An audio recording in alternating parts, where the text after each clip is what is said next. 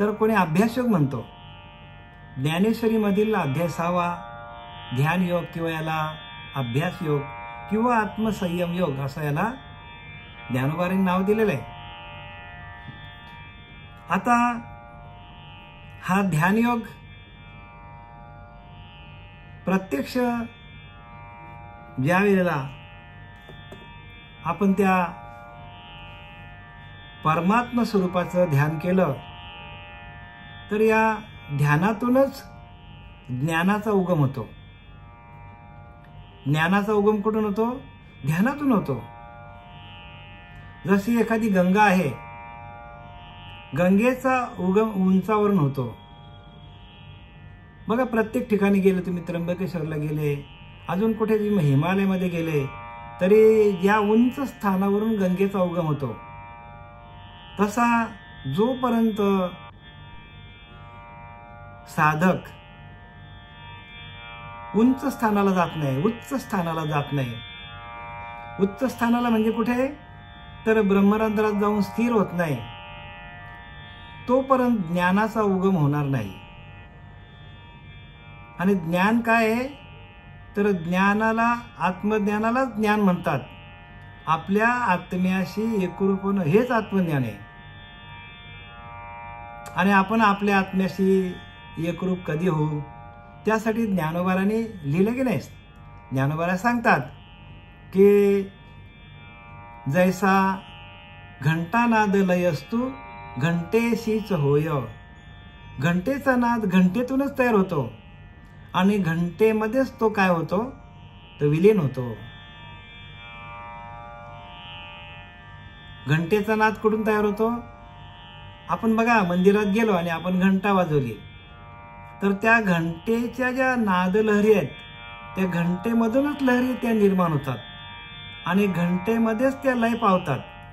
भले आजूबाजूचा परिसर त्या घंटेच्या नाद ब्रह्मातून निनादला जातो, पण त्या नाद लहरी तयार कुठून होतात? तर घंटेमधूनच तयार होतात आणि घंटेमधूनच त्या लय पावतात. तसा आपल्याला ज्ञान आहे ते आपल्या आत्मतत्वातूनच ज्ञान प्रगट होतो आणि त्या आत्मतत्वामध्येच विलीन होतो. पण हे लोकांना कळत नाही. का? तर लोक ध्यान करत नाही, त्या नाद ब्रह्माकडे जात नाही. त्या नादाची माणसाला जराही प्रचिती नसते. नाद हे ब्रह्म आहे आणि ते नाद ब्रह्म आपल्या आतमध्ये आहे, बाहेर नाही बरं का. बाहेरचे नाद आहेत, पण ते नाद जे आहेत ते काही क्षणापर्यंत आहेत. जसं घंटेचा नाद आहे, दृष्टांत दिला. घंटेचा नाद घंटेमध्येच लय पावतो, पण तो किती मिनिटं टिकतो? अर्धा तास किंवा 5 सेकंद, 10 सेकंद, 1 मिनिट एवढा टिकतो, त्याच्या पलीकडे टिकत नाही. पण आपला जो नाद आहे, जो अनाहत आहे, तो अखंड आहे. अखंड आहे, त्याचा कधीच प्रणव येतो, त्या प्रणवाचा कधीही लय होत नाही. असा प्रणव आपल्याला, असा नाद ब्रह्म आपल्याला आपल्या आतमध्ये आहे. आणि संपूर्ण ज्ञान आहे ना, संपूर्ण ज्ञान त्या नादाच्या अनाहताच्या ध्वनीतूनच. सगळ्यात मोठा शास्त्र कोणता आहे? तर शिव स्वरोदे. म्हणजे भगवान शिवाने, भगवान शंकराने पार्वतीला जे ज्ञान सांगितलंय त्या पुस्तकाचं नाव आहे शिव स्वरोदे. म्हणजे भगवान शिवाने स्वराचा उदय होऊन त्या स्वराच्या नाद ब्रह्मातून संपूर्ण सृष्टीची निर्मिती झालेली आहे. आणि संपूर्ण सृष्टीमध्ये जे जे दिसतं त्या प्रत्येकामध्ये नाद आहे. बघा, लाकडावर लाकूड आपटला तर नाद निघतो, ढगावर ढग आपटला तर नाद निघतो. तसं हा नाद ब्रह्म आहे. आणि या नाद ब्रह्माकडे कोणी जात नाही. तर प्रत्येकाने सगळ्यात मोठा शास्त्र कोणता आहे? तर शिव स्वरोदे शास्त्र आहे. म्हणजे स्वराचा उदय, म्हणजे आपल्या नामाचा उदय जिथून होतो ती परब्रह्म आहे. आणि त्या परब्रह्मापर्यंत आपल्याला पोचायचं. आणि इथे काय सांगतात बघूया आपण. 6वा अध्याय आहे. 6व्या अध्यायाचं नाव आहे ध्यान योग आहे आणि त्यातला श्लोक क्रमांक 10 आहे. ज्ञानोबा काय सांगतात बघूया आपण. योगी युञ्जीत सततम आत्मनं रहसी स्थितः एकाकी यथ चित्तात्मा निराशीर परिग्रह. म्हणजे ज्ञानोबा काय सांगतात की ध्यानाचा अभ्यास करणारा योगी एकांतात बसलेला एकटाच, ज्याने आपले चित्त व देह यांचे नियमन केले. पहिला शब्द काय ज्ञानोबाने वापरलाय, ध्यानाचा अभ्यास करणारा योगी. मग तुम्ही आम्ही जर ध्यान केला, प्रत्येक साधकाने जर ध्यान केला तर तो योगी व्हायला वेळ लागेल का? आणि म्हणून अर्जुना तू योगी हो, योगी हो. या गीतेमध्ये भगवान कृष्ण परमात्मा सांगतो, अर्जुना तू योगी हो. अर्जुनाला नाही सांगितलं, आपल्याला सांगितलंय. अर्जुनाला निमित्त केलेलं आहे. अर्जुनाचे निमित्ते, अर्जुनाला निमित्त धरून आपल्याला हे ज्ञान सांगितलंय. म्हणजे आपल्याला उद्देशून बोललेलं आहे. म्हणून इथं काय सांगतात की ध्यानाचा अभ्यास करून योगी एकांतात बसलेला एकटाच, ज्याचे चित्त व देह नियमन केले. म्हणजे चित्ताला आणि आपल्या देहाला, मनाला, चित्ताला, आपल्या देहाला, आपल्या इंद्रियांना ज्याने नियमन केलं. नियमन करणे म्हणजे काय? एका परमात्म तत्वाशी एकरूप करणं, परमात्म तत्वाला जोडणं, याला म्हणतात नियमन करणं. एका आत्मतत्वाला जोडणं, सगळ्या इंद्रियांना, मनाला, आपल्या चित्ताला, आपल्या इंद्रियांना, आपल्या संपूर्ण देहाला त्या आत्मतत्वाकडे, त्या आत्मतत्वाशी एकरूप करणं, त्या आत्मप्रकाशाशी, त्या नाद ब्रह्माशी एकरूप करणं म्हणजे मनाला नियमन करणं. आणि ते नियमन करता यायला पाहिजे. आणि ते नियमन केल्यानंतर ज्या वेळेला आपल्यातून नाद ब्रह्म बाहेर पडतो, नाद ब्रह्म बाहेर पडल्यानंतर आपल्या पिंडामध्ये कुठल्याच प्रकारचे विषय राहत नाही. विषय आपल्याला घालवायचे असतील तर ऐकून विषय जाणार नाही. त्या परब्रह्म तत्वाच्या नाद ब्रह्माचा जर आपल्याला अनाहत ध्वनी ऐकायला आला तर आपले विषय आपोआप बाजूला पडतील. आपोआप काहीच करायची गरज नाही. कारण ते सुख आहे,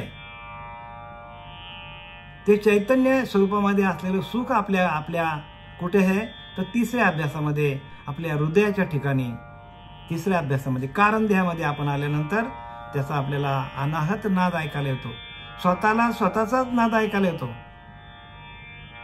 आणि हा नाद आपल्याला ऐकायला का येत नाही तर आपण नादाला लागलोय विषयांच्या. आपण कोणाच्या नादाला लागलोय? काम है, क्रोध है, लोभ है, मोह है, दंभ है, संशय, चिंता. काम, क्रोध, लोभ, मद, मत्सर, दंभ, संशय, चिंता यांच्या नादाला लागल्यामुळे आपल्या त्या नाद ब्रह्माचा नाश झालेला आहे. तो प्रणव आहे आपल्यामध्ये, तो नाम आहे आपल्यामध्ये. त्या नादाला लहरी आहेत, त्या नादाला स्फुरण आहे, स्वयंभू आहे. ते स्वयंभू स्फुरण आपल्या आतमध्ये आहे. आणि ते आपण स्वयंभू आपण असल्यामुळे आपण म्हणतो बघा, देव स्वयंभू आहे. स्वयंभू पिंड निर्माण झाली, दगडाची पिंड निर्माण झाली, स्वयंभू निर्माण झाली. अरे पण तू एखादा जीव आहे किंवा तुम्ही आम्ही आहोत जे आपल्या आईच्या पिंडामध्ये आपण स्वयंभू तयार झालेला आहे. आणि हा स्वयंभू लिंग देह आपला आहे आणि त्याच्याकडे आपलं लक्ष नाही. आपल्या त्या दगडाच्या, मातीच्या लिंगाकडे आपण लक्ष देतो. देऊ नये का? ज्याची आस्था असेल, ज्याची श्रद्धा असेल त्याने द्या. पण आपण स्वयंभू आपल्या आईच्या उदरामध्ये आपण जन्माला आलो, स्वयंभू आपण जन्माला आलो. बघा तिथे काय होतं का आधार? हा लिंग देह तयार झाला आपला.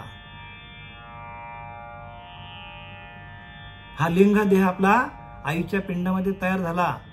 आणि तो कसा तयार झाला? आणि तयार होऊन फुटाचा 6 फूट झाला तरी आपला त्याच्याकडे लक्ष नाही. तो कसा तयार झाला असेल याचा विचार करा. त्याला कोणी तयार केलं?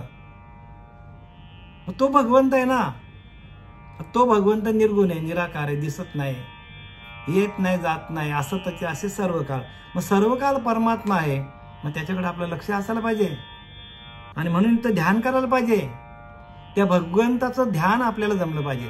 दुसरं काहीही जमलं नाही तरी चालेल तुम्हाला, पण आपल्याला त्या भगवंताचं एक चित्त, एकाग्र चित्त करून त्या भगवंताला आपल्या आतमध्ये असलेले त्या परमात्म तत्वाशी एकरूप कसं व्हायचं हे ज्ञान आपल्याला मिळालं पाहिजे. आणि ते ज्ञान मिळवण्यासाठी आपल्याला श्री गुरु करायचा असतो. आपल्या संसारातल्या अडचणी सांगण्यासाठी गुरु करायचा नसतो. संसारामध्ये सगळ्यांना अडचणी आहेत. और प्रत्यक्ष रामाला संसारामध्ये 14 वर्षे वनवास भोगावं लागलं, विचार करा. तर तुमच्या आमच्यासारख्याचं काय? म्हणून आपण काय करायला पाहिजे? गुरुला शरण का जायचं? तर आपल्या अंतरीच्या अंतरात्म्यामध्ये असलेला स्वयंप्रकाश, तो स्वयंप्रकाश आपल्याला प्रगट करण्यासाठी आपण गुरुला शरण जायचं असतं. कारण प्रत्येक माणूस हा स्वयंप्रकाशित आहे, आत्मा स्वयंप्रकाशित आहे. आणि त्या स्वयंप्रकाशाला आपण विसरलोय, म्हणून आपल्याला विसरले तया थोर झाले हानी आणि पचविल्या खानी लक्ष 84च्या.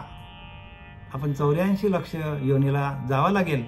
आपण जर आपल्याच स्वरूपाला, आत्मस्वरूपाला विसरलो तर आपल्याला नको तिकडे जावं लागेल. आणि म्हणून असा आहे तो, असा तृष्णा शून्य व सर्व परिग्रह रहित अंतःकरणाला निरंतर समाहित करावे. अंतःकरणाला निरंतर समाहित करा, म्हणजे समाहित म्हणजे आपल्या अंतःकरणामध्ये असलेली जी वासना आहे ते आपल्याकडे असलेले त्रिगुण आहेत ते आपल्याला काय करतात? त्रास देतात आपल्याला. आणि म्हणून आपल्या अंतःकरणाला स्थिर करणं म्हणजे, अंतःकरण म्हणजे मन, बुद्धी, चित्त आणि अहंकार हे 4 भाग आहेत अंतःकरणाचे. अंतःकरणामध्ये मन पण आहे, बुद्धी पण आहे, चित्त पण आहे आणि अहंकार पण आहे.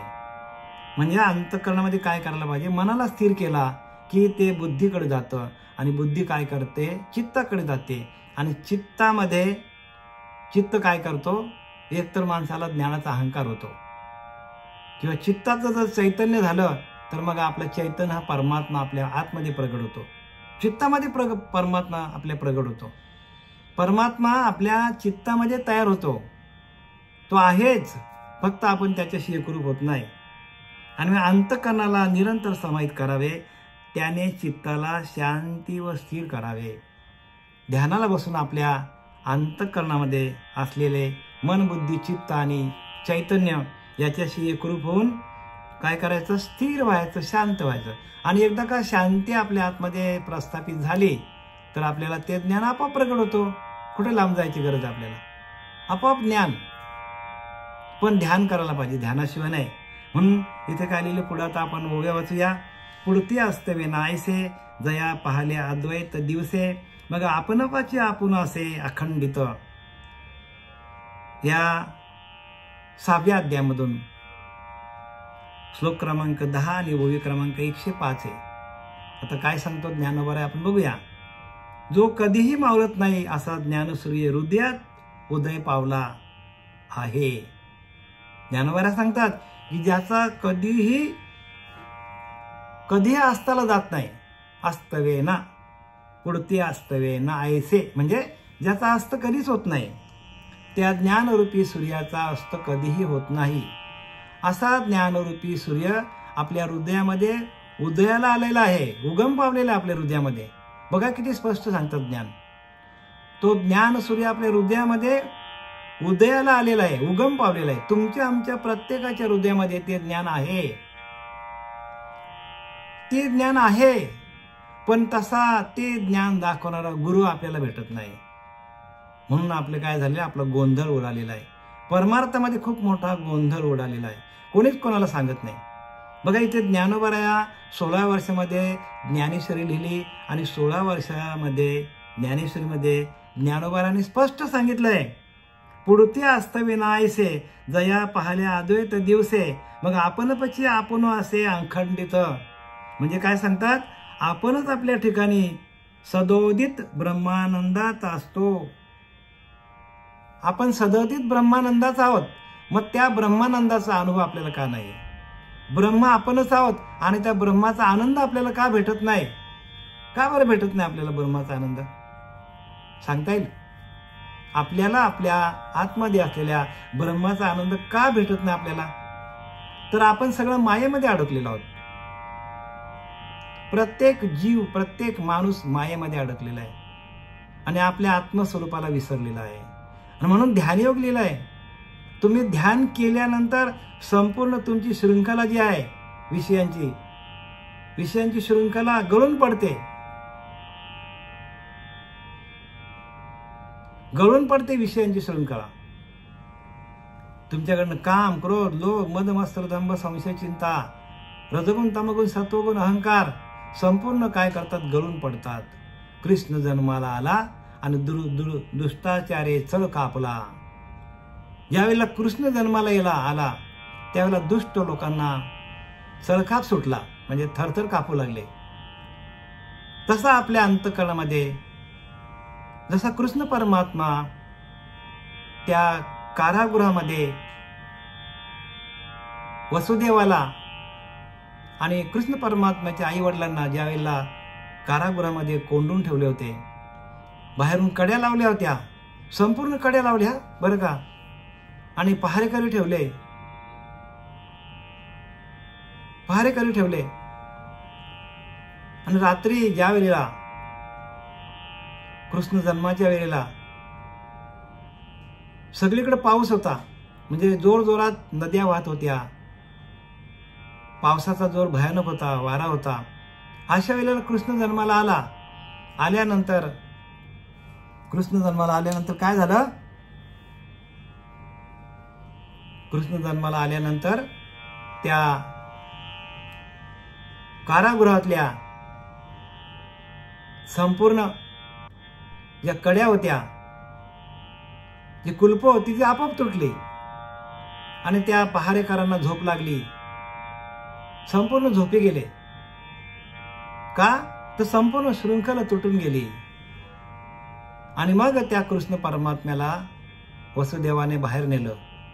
ही गोष्ट आपल्याला माहिती आहे.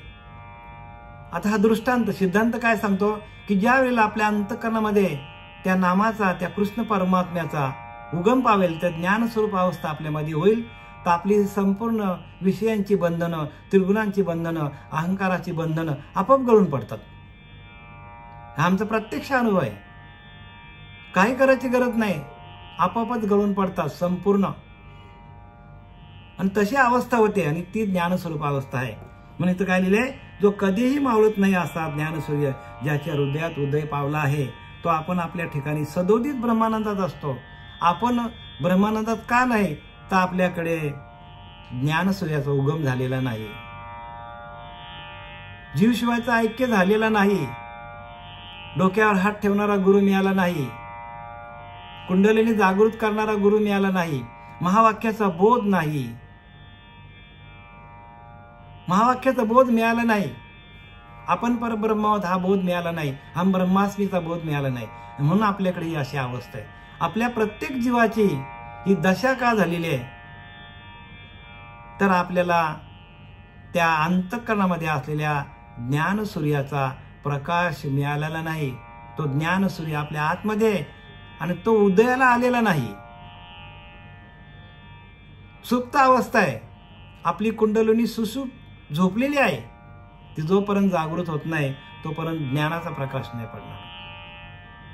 हे एका वेळी अखंड रात्रभर बोलू शकतो मी, पण आपल्याला पुढे जायला लागेल, कारण आपल्याकडे नवीन साधक आहेत, नवीन लोक आहेत आपल्याकडे. ऐशी या दृष्टी जो विवेकी पार्था तो एकाकी, सहजा अपरिग्रही जो तिन्ही लोकी तोची म्हणून. पार्था अशा दृष्टीने विचार केला. पार्था म्हणजे अर्जुना, अशा दृष्टीने जो विचार करतो तोच अद्वितीय, तोच तिन्ही लोकी संग्रह न करणारा असे जाण. पण तुम्ही आम्ही पण काय करायला पाहिजे? जी काय ओवी दिलेली आपल्याला, की जो ज्ञानसूर्य आपल्या अंतःकरणामध्ये उदय पावल्यानंतर तो कधीही मावळत नाही, असा ज्ञानसूर्य आपल्या अंतःकरणामध्ये उदय पावायला पाहिजे. आणि मग तो उदय पावल्यानंतर त्याच्या प्रकाशामध्ये आपण सदोदित आनंदाने राहू शकतो. पण तो ज्ञानसूर्य उगम पावला नाही ना, म्हणून आपल्याला दुःख आहे. लोकांना दुःख काय येतो, दुःख का वाटायला येतो? सुख सुख म्हणताच मेले दुःख भोगिता. सुख सुख म्हणताच मेले दुःख भोगिता. जोपर्यंत ज्ञानसूर्याचा प्रकाश पडत नाही तोपर्यंत आपल्याला दुःखच आहेत प्रत्येकाला. म्हणून काही नका करू, संत संग करा, संतांची संगत धरा आणि संत ओळखा. कोणाला पण संत समजू नका, कोणाला पण गुरु समजू नका. जो आपल्याच आत्मप्रकाशामध्ये तुम्ही स्वयं व प्रकाशित, प्रत्येक माणूस स्वयंप्रकाशित आहे. म्हणून लिहिले की नाही, जोवरी नाही आत्मप्रकाश, जोवरी आत्मप्रकाश प्राप्त नव्हे आपे आपणास, तोवरी नाना मतांस चालविती. जोवरी आत्मप्रकाश प्राप्त नव्हे आपे आपे आपणास, आपलाच आत्मप्रकाश आपल्याला प्राप्त नाही, तोवरी नाना मतांस चालविती. अनेक प्रकारची मतं माणूस घेऊन मतामतांचा गलबला कोण आवरील कोणाला? प्रत्येक माणूस मतामध्ये अडकलेला आहे. प्रत्येक माणूस आपल्याच मतामध्ये अडकलेला आहे. नाही, मतांचं खंडन कधी होईल? ज्या वेळेला तुमच्यामध्ये ज्ञान सूर्य उगम पावेल. तो आहे आतमध्ये, पण त्याला नामाची जोड लागते, त्याला गुरूंची कृपा लागते. असा प्रकाशित होत नाही, असा प्रकाशित होत नाही. पार्था अशा दृष्टीने जो विचार करतो तोच अद्वितीय, आणि असा जो विचार करेल तो अद्वितीय होय. आणि तो तिन्ही लोकी संग्रह न करणारा असे जाण. आणि तो साधू काय असतात? साधू कुठल्याच प्रकारचा संग्रह करत नाही, कुठल्याच गोष्टीचा संग्रह करत नाही. कारण संग्रह केल्यानंतर त्या फळाच्या इच्छेमध्ये माणूस अडकला जातो. आणि माझं माझं माझं माझं म्हणत म्हणत माणूस काय करतो? ते सगळं आपल्या उरावर घेतो. आणि एक दिवशी हा देह, हा मृत्यूलोक सोडून जावा लागतो माणसाला. मृत्यूलोक माणसाला सोडून जावं लागतो. कारण हे मृत्यूलोकामध्ये प्रत्येक गोष्ट जी आहे ती प्रत्येक गोष्ट नाशिवंत आहे. एक आत्मा सोडला तर त्याच्या व्यतिरिक्त ज्या ज्या गोष्टी दिसतात त्या सगळ्या त्यांचा नाश होणार आहे, प्रत्येक गोष्टीचा नाश होणार आहे. म्हणून आपण सावधान असायला पाहिजे. प्रत्येकाने सावध व्हा. जर आपण सावधता बाळगली नाही आणि आपलं आयुष्य एक एक पल आपण कुठे चाललोय? प्रत्येक माणूस हा मृत्यूकडे चाललेला. प्रत्येक माणूस, तो लहान असो, जन्माला आलेला असो, मग त्याचा जन्मदिवस वाढदिवस नाही, त्याचा घट दिवस आहे. प्रत्येकाचं आयुष्य घटत चाललेलं आहे. त्याला प्रत्येक माणसाच्या जीवनाला, आयुष्याला 100 वर्ष दिलेली आहेत. म्हणून तर रामदास सांगलेले 100 वर्ष आयुष्य नेमिले. 100 वर्षाचं आयुष्य नेमून दिलेलं आहे. त्यात बालपणे नेमतेपणे गेले. बालपण गोट्या खेळण्यात जातो. तारुण्य अवघेची वेचिले विषयांकडे. तारुण्यामध्ये माणूस मजा मारतो, विषयांचा भोग भोगतो. वृद्धपणी नाना रोग, आणि म्हातारा झाले अनेक प्रकारचे रोग लागतात माणसाला. का? तर विषयांवर आपण आपला देह विषयांवर घालवतो आपण. वृद्धपणे नाना रोग, भोगणे लागे कर्म भोग. आणि जी काय आपण कर्म करू त्याचा आपल्याला काय येतात? त्याचे आपल्याला बिले येतात, आपल्याला भोग भोगायला येतात म्हातारपणी. आणि मग माणसाला राम बोलता येत नाही, मग लांब. देव म्हणतो मी लांबच आहे आता. म्हणून करा काय ते आता करा लगेच, आणि आली या घडी आपली साधा. वृद्धपणी नाना रोग, भोगणे लागे कर्म भोग. मग भगवंताचा योग कोणी केलाय? भगवंताची पूजा कुठे केली? भगवंताचा ध्यान कुठे केलंय तुम्ही? ध्यान करा. कारण ध्यानाचं महात्म्य एवढं मोठं आहे की ते ध्यान रामाने केलं, ते ध्यान कृष्णाने केलं, ते ध्यान दत्त महाराजांनी केलं, ते तुकोबाराने केलं, ज्ञानोबाराने केलं, जनाबाईने केलं, मुक्ताबाईने, प्रत्येकाने ध्यान केलेलं आहे. आणि ध्यानाच्या माध्यमातून ते त्या परब्रह्म तत्वाशी एकरूप झालं. आणि मग त्यांना हे ज्ञान झालेलं आहे. ध्यानातून ज्ञान होतो. ज्ञान ये जे भेटी ध्यानाची या, ध्यानाच्या भेटीला ज्ञान येतो. ज्ञान असा होणार नाही. ज्ञान म्हणजे आत्मज्ञान.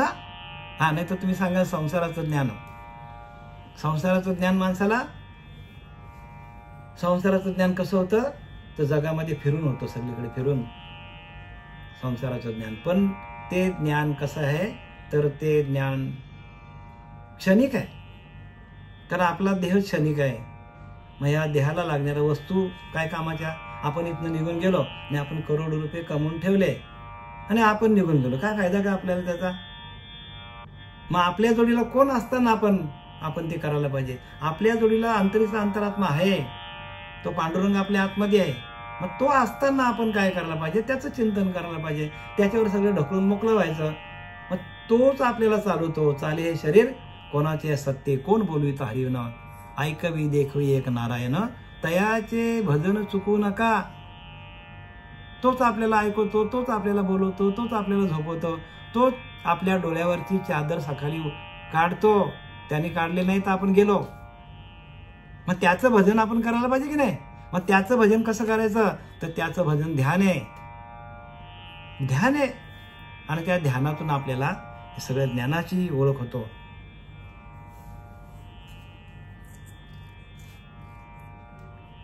ऐसी असाधारणे निष्पन्नाची लक्षणे आपले निभवसपणे श्रीकृष्ण बोले. अशा प्रकारे आपल्या स्वतःच्या हितापेक्षा विशेष गौरवाने श्रीकृष्णाने साधूची मुख्य लक्षणे सांगितली. भगवंतानी स्वतःच्या ज्ञानाला महत्व दिलेलं नाही, साधूची लक्षणं सांगितली. साधू कसा असावा? ज्याने आपले 6 धुतले आहेत तो साधू. काम क्रोध लोभ मद मत्सर दंभ संशय. काम क्रोध लोभ मद मत्सर हे ज्याने धुतलेले तो साधू. मग ते धुवायचे असतील तर कसे धुता येतील आपल्याला? तर धुण्यासाठी आपल्या 72,000 नाड्या आहेत नाभीच्या ठिकाणी. त्या 72,000 नाड्या ज्या वेळेला आपण ध्यानाला बसू, नाम जप करू, त्यावेळेला त्या नाड्या नाभीच्या ठिकाणी असलेले जो स्फुरण आहे नामाचं, ज्ञान अग्नी येते. ज्ञान अग्नी संपर्के कडसिले विवेके पदाले परिपाके आमोदेशी ज्ञानवाऱ्या सांगतात. ज्ञान अग्नी संपर्के, ज्ञानरूपी अग्नीचा संपर्क झाला की विषय आपले बाजूला होतात. बरं का? जसा तुम्हाला सांगतो, जसं आता आपल्याला एखादी संसारातली वस्तू किंवा आपल्याला अन्न शिजवायचं असेल किंवा आपल्याला दूध आपल्याला तापवायचं असेल, तो आपल्याला शिगडीवर ठेवावा लागतो. कुठे ठेवावा लागतो? गॅसवर ठेवावा लागतो, शिगडीवर. आपल्याला अन्न शिजवायचं असेल तर आपल्याला तो शिगडीवर ठेवावा लागतो, त्याला आच द्यावा लागतो. आणि आच नुसती देऊन जमत नाही, तर त्या धान्याला, त्या अन्नाला आपल्याला वरतून झाकण पण द्यावं लागतो. झाकण दिला तर ताबडतोब त्याला काय येतात, त्याला उकाळे येतात आणि तो शिजला जातो. तसं जोपर्यंत आपण एका जागेवर बसत नाही, नाभीच्या ठिकाणी असलेली अग्नी प्रदीप्त करत नाही. आणि झाकण म्हणजे काय? डोळे बंद करणं, कान बंद करणं, तोंड बंद करणं, नाकाचा श्वास आहे तो श्वास जातो येतो याच्याकडे लक्ष ठेवणं.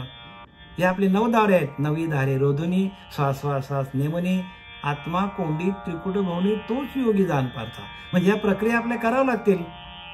आपले सर्व 9 दारे आपल्याला बंद करून त्या भगवंताचा आपल्या आतमध्ये नामस्मरण करावं लागेल. तेव्हा आपल्याला ज्ञान अग्नी संपर्क आहे, ज्ञानरूपी अग्नी आहे आणि त्या अग्नी आपल्या आतमध्ये तयार होतो. आणि मग आपल्याला जसा अन्न शिजल्यानंतर आपल्याला खाता येतो सहज, तसा आपल्याला सर्व इंद्रियांचे दरवाजे खिडक्या बंद करून आपण त्या ध्यानाला बसलो तर आपल्याला ज्ञान अग्नी आपल्या आतमध्ये प्रगट होतो. आणि त्या ज्ञान अग्नीच्या माध्यमातून आपल्याला संपूर्ण ज्ञान तयार होतं आपल्यामध्ये. आपल्याकडे ते ज्ञान आपल्याला शोधत येतो.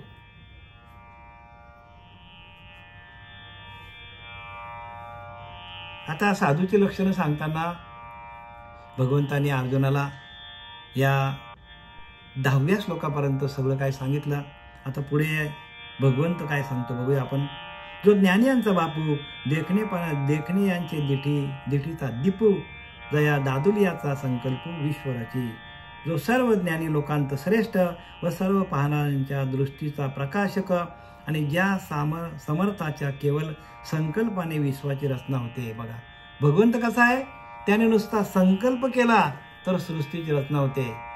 भगवान कृष्ण परमात्मा त्यावेळेला अवतारित झाला.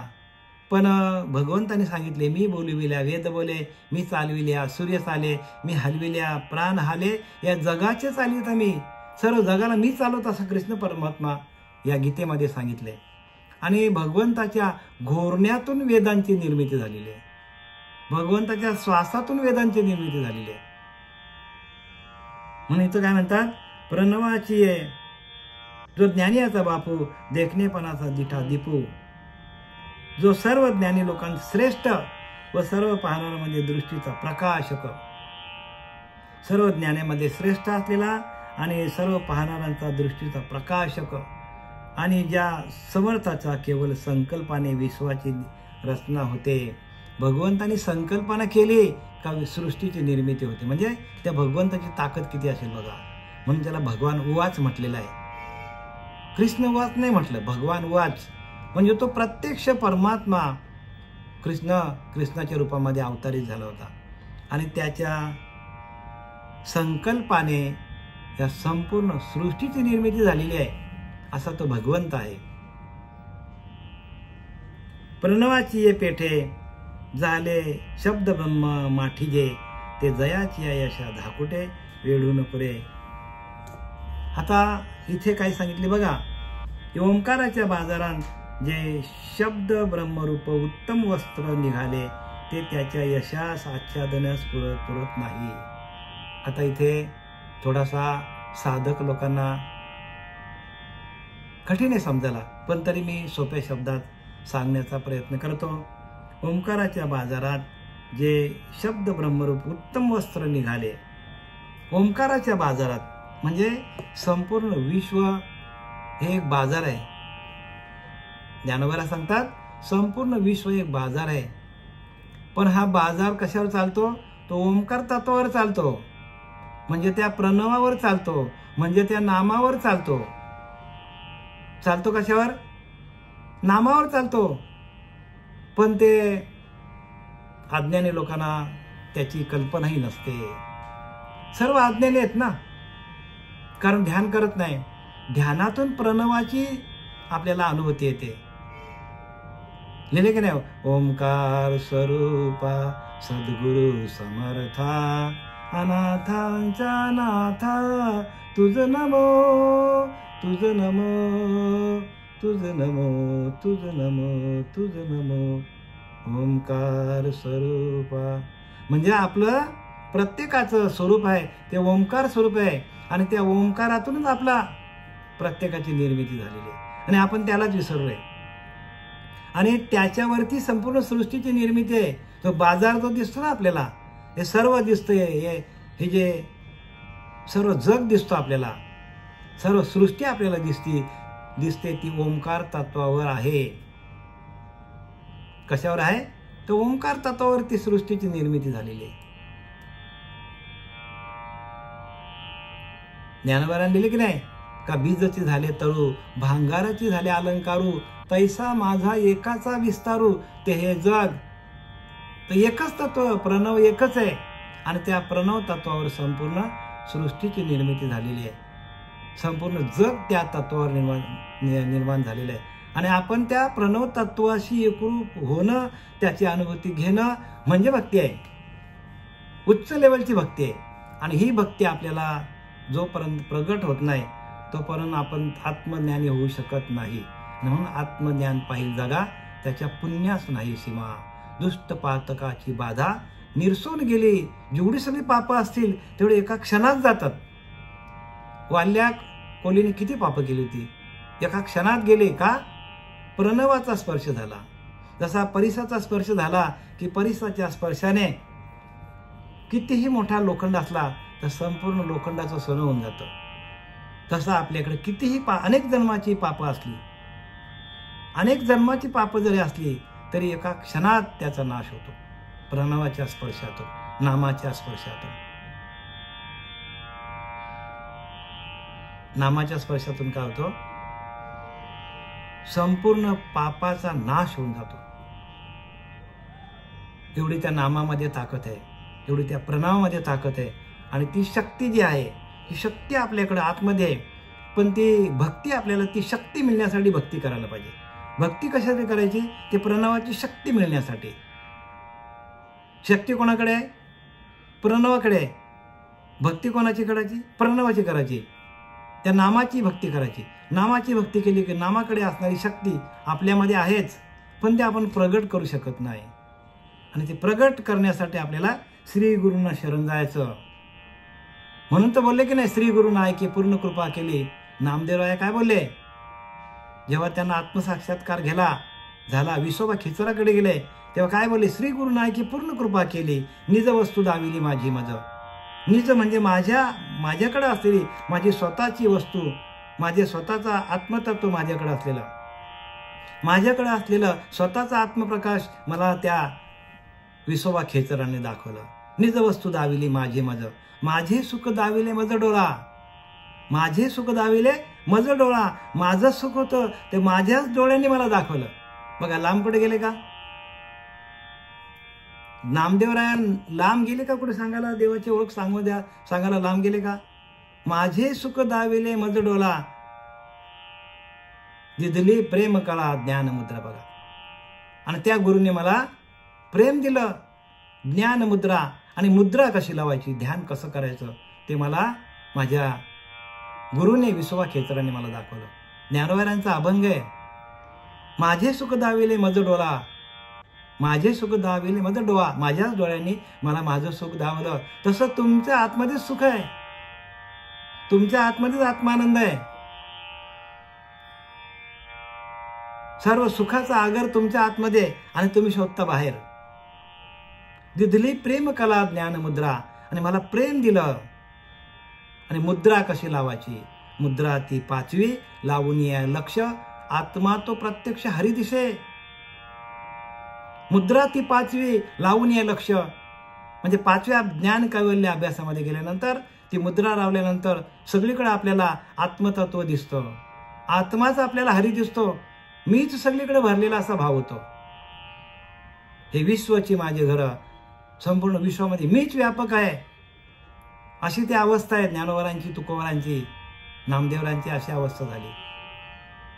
किंबहुना चराचर आपणच झाले, चराचरामध्ये मीच भरलेला आहे, असा त्यांचा भाव तयार झाला. आणि ह्याला म्हणतात भक्ती. आणि ही भक्ती जमण्यासाठी ज्ञानोबरांनी 6वा अध्याय लिहिले. माझे सुख दाविले मज डोळा, दिधली प्रेम कळा ज्ञान मुद्रा. नामा म्हणे तया उतरा येऊ कोण्या गुन्हे, जन्मा येणे नाही ऐसे केले. बघा, मला परत जन्माला यायचं ना, असं करून टाकलं विसोबा खेचराने. नामा म्हणे निक्की सापडे लिखून, नवी संभय पाय खेचराचे. आता मी विसोबा खेचरांचे पाय सोडू शकत नाही. कसे कसे संतांनी रचना केलेल्या आहेत. आणि आपण हे सगळं संत वाङ्मय सोडून आपण कुठं चाललोय जगामध्ये? आपण भरकटत चाललोय. आपली बोली भाषा आहे, आणि त्या भाषेमध्ये ज्ञानोबारांनी लिहिले, आणि ते आपल्याला कळत नाही. आपण अभागी आहोत. अभाग्या नरा पामरा हे कळेना. आपण पामर आहोत, आपण अभागी आहोत, आपल्याला हे कळत नाही. किती संतांनी काय काय लिहिलंय. म्हणून संततेची देव, संततेची देव, संतच देव आहेत. निमित्त त्या प्रतिमा आपल्याला निमित्त म्हणून दिली आहेत पूजा करायला. संतच देव आहेत.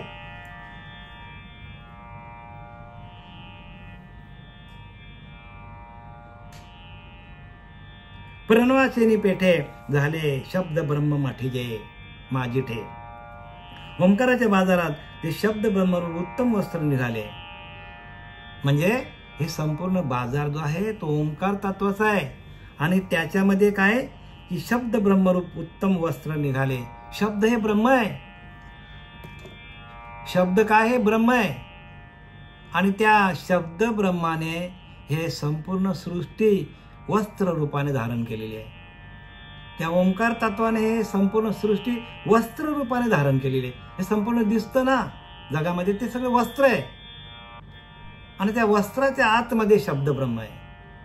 संपूर्ण सृष्टी का बीजची झाले तरू, भांगाराची अलंकारू, तैसा माझा एकाचा विस्तारू ते हे जग.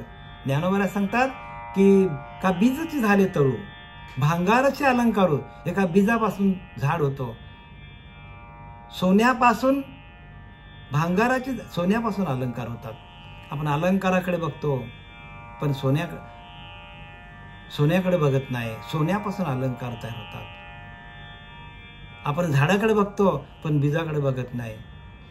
तसं आपण त्या ओंकार तत्वाकडे बघत नाही, पण ओंकार तत्व आतमध्ये आहे आणि त्या ओंकार तत्वावर ही संपूर्ण सृष्टीची निर्मिती झालेली आहे. आपण सृष्टी बघतो, पण ओंकार तत्वाला आपण जाणत नाही, ओळखत नाही, त्याच्याशी एकरूप होत नाही. ते ओंकार तत्वच आपण आहोत आणि त्याचीच आपल्याला ओळख नाही. मी सोप्या भाषेत सांगतो तुम्हाला, सोपे वर्म आम्हा सांगितले संतांनी आपल्याला सोपं सांगितलेलं, वर्माचं सांगितलंय. दोन्ही दिसती सारखे, वर्म जाणे तो पारखे. आम्ही पारखे आहोत. वर्माचं सांगितलंय मी तुम्हाला.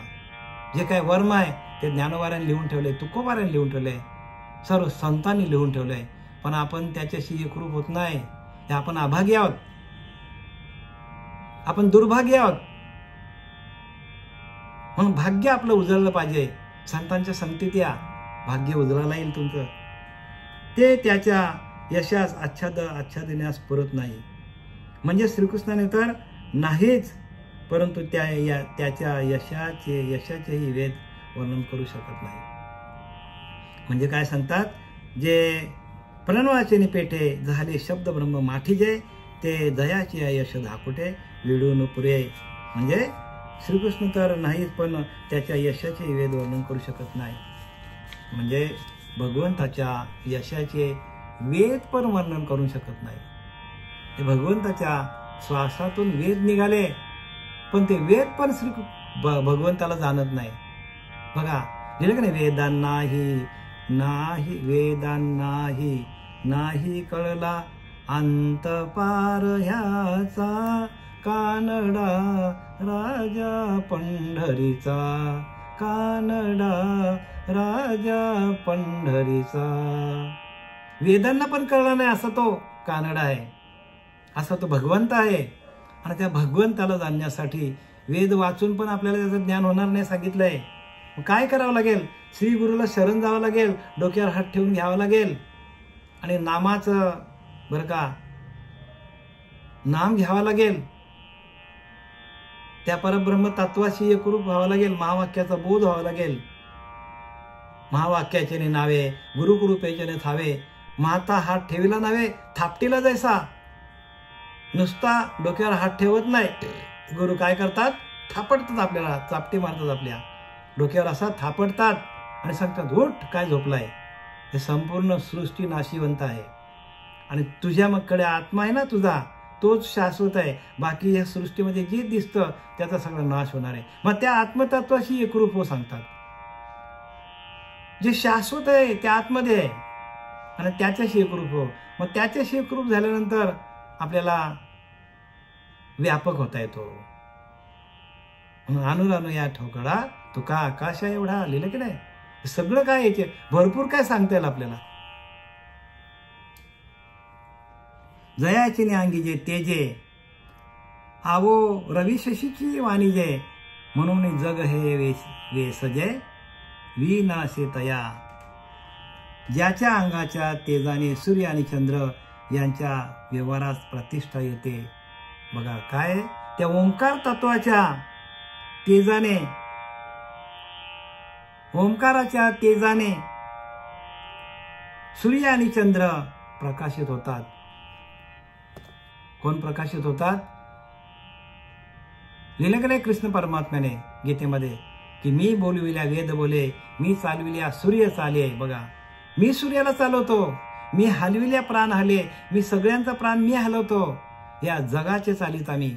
चंद्र सूर्य काय आहेत तर माझ्या समोर, चंद्र सूर्य माझ्या समोर काय आहेत तर मी त्यांना प्रकाशित करतो. चंद्राला आणि सूर्याला मी प्रकाशित करतो. चंद्राला आणि सूर्याला प्रकाश कोणाचा आहे, माझं आहे. सांगितलं नाही काय, मी बोलूया मी चालविली सूर्य चाले, म्हणजे सूर्याला प्रकाशित मी करतो. नाही का 4थ्या अध्यायामध्ये सांगितलंय, 4थ्या अध्यायामध्ये सांगितलंय की मी हे ज्ञान पहिल्यांदा सूर्याला दिलं सूर्याने मनूला दिलं, म्हणून इक्ष्वाकू राजाला दिलं, आणि तिथून हे ज्ञान नाम आपल्यापर्यंत आलेलं आहे. म्हणजे सूर्याच्या आधी भगवंत होता. त्याच्यामध्ये सांगितलं की नाही की हे मी मनूला सांगितलं, नाही सूर्याला दिलं, सूर्याने मनूला दिलं, म्हणून इक्ष्वाकूला दिलं, आणि ते परंपरेने इथपर्यंत आले. ते ज्ञान पैगा बरवे जरी म्हणे आता तरी संत आहे बजावे. संतांकडे शरण काय जायचं, तर हे ज्ञान जे आहे हे गुह्य ज्ञान आहे. हे गुह्य ज्ञान मिळवण्यासाठी आपल्याला गुरुला शरण जायचं आहे. कुठल्याही गुरुला शरण जाऊन आपल्या जीवाचं आत्मकल्याण होणार नाही. म्हणून असा गुरु करा की ज्याला संपूर्ण ज्ञान झालेलं आहे. इथं काय लिहिले, ज्याच्या अंगाच्या तेजाने सूर्यचंद्र आणि व्यवहार प्रतिष्ठित होते. सूर्याला पण तेज येतो, चंद्राला पण तेज कोणामुळे येतो, त्या निर्गुण निराकार परमात्म्यामुळे येतो. तेव्हा हे जग त्याच्या आधाराशिवाय आहे काय, म्हणजे हे जग त्याच्या आधाराशिवाय नाही. सूर्याला आणि चंद्राला प्रकाश देणारा तो परमात्मा आहे, तो भगवान आहे, आणि त्याच्या आधाराशिवाय हे जग चालतो काय. ज्ञानोबा सांगतात की तो निर्गुण निराकार परमात्मा आहे, त्याच्या आधाराशिवाय हे जग चालत नाही. मग सूर्य आणि चंद्र यांना प्रकाश देणारा तो परमात्मा आहे. म्हणजे सूर्य पण स्वयंप्रकाशित नाही, चंद्र पण स्वयंप्रकाशित नाही, पण आपण स्वयंप्रकाशित आहोत. आणि आपण स्वयंप्रकाशित असल्यामुळे तो परमात्मा आपल्या आतमध्येच आहे. पण त्याला प्राप्त करण्यासाठी गुरुकडे जावं लागेल. म्हणून ते ज्ञान पैगा बरवे जरी मनी आती आणावे तरी संताया भजावे. संतांना शरण जावं लागेल. ते ज्ञानाचा पुरवठा, कारण त्यांच्याकडे ते प्रकाशित करण्याचं ज्ञान, प्रत्येक जीवाला प्रकाशित करण्याचं ज्ञान गुरूंकडे आहे. आपण स्वयंप्रकाशित जरी असलो, आपला आत्मा स्वयंप्रकाशित जरी असला, तरी आपल्याला त्याचं ज्ञान, त्या आत्म्याचं ज्ञान घेण्यासाठी आपल्याला गुरुला शरण जावं लागेल. तत्वदर्शी गुरुला शरण जावं लागेल. कुठल्या गुरुला? तत्वदर्शी, तत्वाचं दर्शन देणारा गुरु मिळाला पाहिजे. म्हणून तत्वदर्शी गुरुला शरण जावं लागेल. हा गा नामची एक जयाचे, पाहता गगन ही दिशे टाचे, गुण एक एक काय तयाचे, आकळशील तू. पहा की ज्याच्या नुसत्या नावापुढे गगन तुच्छ दिसते. ज्ञानोबारांनी लिहिले की नाही याच्यामध्ये हरिपाठामध्ये, गगनाहुनी वाढ नाम श्रीहरीचे. बघा कशी उपमा दिली ज्ञानोबारांनी, गगनाहुनी वाढ नाम श्रीहरीचे. म्हणजे गगनापेक्षा मोठं आहे श्रीहरीचं नाम. कसं आहे? गगनापेक्षा मोठे. मग ते काय आहे? ते नाम काय आहे? बघा, एक एक प्रश्न तुमच्या समोर उभा राहील. मग ते नाम काय? आणि म्हणून आपण ज्या मंत्रामध्ये आपण अडकलोय, त्या मंत्रांच्या पुढं जी दशा आहे अंतःकरणाची, ती नामातून प्रगट होते. म्हणून नामरूपे नौका थोर, जेणे तारिले अपार. सगळ्यांनाच त्याने तारले.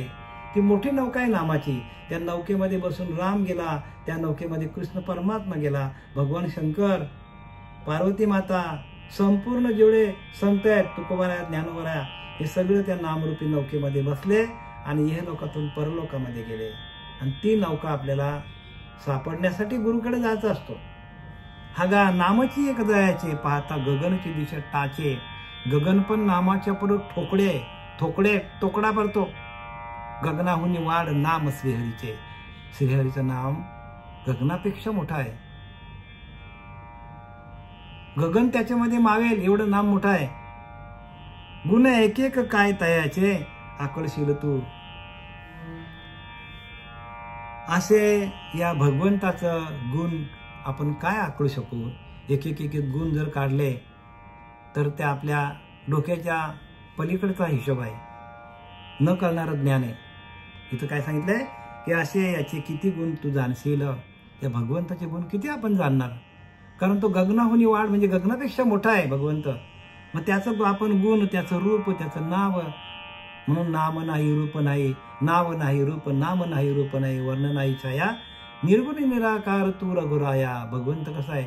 निर्गुण आहे, निराकार आहे. त्याला आकार नाही, उकार आहे, त्याच्याकडे गुणच नाही. तो निर्गुण आहे, त्याच्याकडे गुणच नाही. निरावयव आहे, त्याला अवयवच नाही. आणि आपण अवयवांची पूजा करतो. त्याच्याकडे निर्गुण आहे, त्याच्याकडे गुणच नाही, आपल्याकडे गुण आहेत. आपल्याला निर्गुण व्हावं लागेल. निसंग आहे, त्याला कसलाच संग नाही. आपल्याला आपल्याकडे बरेच संघ आहेत. विषयांचे संघ आहेत, त्रिगुणांचे संघ आहेत, संसाराचा संघ आहे. जगातल्या सगळ्या वस्तू आपल्या कशा आहेत तर आपण त्याच्याशी वस्तूंशी आपण एकरूप झालेलो आहोत. म्हणजे वस्तूमध्ये आपण सुख शोधतो. भगवंत वस्तूमध्ये नाहीये.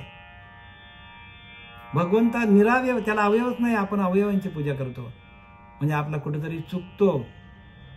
हे मी सांगत नाही तर तुम्ही म्हणाल की हे बाबुलनाथ महाराज सांगतो. अजिबात नाही.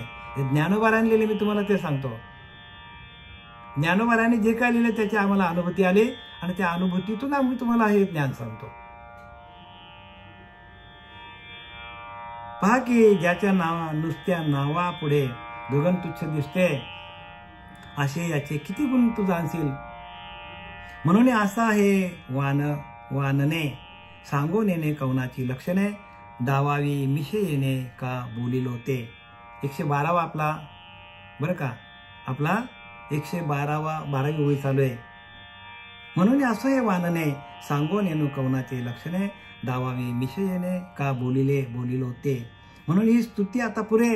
भगवंत म्हणतो आता ही स्तुती बस झाली, आता ही स्तुती बस करू आपण. कारण अशा लक्षणाने युक्त जो श्रीकृष्ण भगवान तो ज्या साधूचे वर्णन करतो, आणि ही संपूर्ण वर्णन कोणाची केली? भगवंतानी साधूचं वर्णन केलंय. साधूची लक्षणं सांगितली आहेत. साधूकडे एवढी ताकद आहे सांगितले. साधूची लक्षणं आहेत आई, आणि साधूकडे एवढी शक्ती असते असे भगवंतानी प्रत्यक्ष वर्णन केलेलं आहे. म्हणून साधू दिसती निराळे ते स्वरूप मिळाले, अवघे मिळून एकची झाले, देहातीत वस्तू, देहाच्या पलीकडची वस्तू साधू आहेत. संत देहाच्या पलीकडच्या वस्तू आहेत. म्हणून 16 वर्षामध्ये ज्ञानेश्वरी लिहितात की ज्याने संसार बघितलं नाही. ज्ञानोबाराणीने बघितला संसार, रामदास स्वामींनी संसार बघितले नाही, पण संसाराच्या पलीकडच्या गोष्टी लिहितात. म्हणून साधू दिसते निराळे, परंतु ते स्वरूपी मिळाले, आपल्या आत्मस्वरूपाशी एकरूप झालेले असतात. आणि स्वरूपाचा शोध बोध कोणालाच लागत नाही. ते कसं आहे तर गगनाहुनी वाढ नाम श्रीहरीचे, गगनापेक्षा मोठं आहे ते. आपल्याला व्यापक व्हावं लागेल. म्हणून साधू दिसते निराळे, परंतु ते स्वरूपी मिळाले, अवघे मिळून एकची झाले, देहातीत वस्तू, देहाच्या पलीकडची वस्तू असतात साधू. म्हणून साधूची लक्षणं सांगताना आपल्याला बरंच काही ज्ञानोबाराने याच्यातनं सांगितलं. आणि श्रीकृष्ण भगवान जो ज्या साधूचे वर्णन करतो त्याची लक्षणे आम्ही सांगू शकत नाही. म्हणजे साधूची लक्षणे एवढी आहेत की भगवंत म्हणतो मलाच ती सांगता सांगता नाकी नवेल, एवढी साधूची लक्षणे आहेत. तर ती तुम्हाला सांगण्यापेक्षा तुम्ही साधू व्हा, तुम्ही त्याची अनुभूती घ्या. कारण अनुभवावी न मान डोलवू नको रे, हरिभजनावी न कार घालवू नको रे. कारण हरीचं भजन हेच आपल्याला पुढे नेणार आहे. हरिभजनावी न काळ घालवू नको रे. हरीच्या भजनाशिवाय एक क्षण पण जाता कामा नाही. आपुल्या मते बरं का, आपल्या स्वतःच्या मताने आपुल्या मते चिखल उगा कालवू नको रे. हरिभजनावी न काळ घालवू नको रे. आपल्या स्वतःच्या मताने पूजा करू नका. गुरुला शरण जा. कारण ऐका जनार्दनी गुरुच देव आहे, येथे नाही बा संदेह. येथे अजिबात संशय पकडू नका. गुरुच देव आहे. देवाची ओळख देवाला करून देता येणार नाही. देवाची ओळख देवाला करून देता आली असती तर देव भगवंताने नामदेवाला विसोबा खेचाराकडे पाठवलं नसता. देव जेवायचा नाही, देव नाचाचा कीर्तनामध्ये, तरी पण सांगितले अरे नाम्या तू येडा झालास का, जा गुरुला शरण जा. आणि ज्या वेळेला गुरु केल्यानंतर त्या नामदेवाला जे संपूर्ण ज्ञान झालेलं आहे. देवाच्या संगतीत राहून देवाचं ज्ञान होत नाही, संतांच्या संगतीत ज्ञान होतो. संत संग करा, संत संग करा. संताशिवाय ज्ञान होत नाही. संतांच्या संगती गेला तो संतच होऊन ठेला. ऐसे संतांचे महिमान संत संगे होते ज्ञान. संतांच्या संगतीतच ज्ञान होतो. पूजा अर्चा करून तुम्हाला आत्मस्वरूपाचं ज्ञान होईल, पण आत्मस्वरूपाचं. ज्ञान होणार नाही. आणि आत्मज्ञान होणार नाही म्हणून आत्मज्ञानाविना पार्था सर्व कर्म निरर्थकम. आत्मज्ञान झालं नाही तर आत्तापर्यंत जन्माला आल्यापासून 50 वर्ष, 60 वर्ष, 70 वर्ष, 80 वर्ष, 90 वर्ष, 100 वर्षापर्यंत आपल्याला ज्ञान होणार नाही. का तर आत्मज्ञान आपल्याला मिळत नाही. मग आत्मज्ञानासाठी आपल्याला गुरु करायला पाहिजे. आत्मज्ञानाविना पार्था सर्व कर्म निरर्थकम.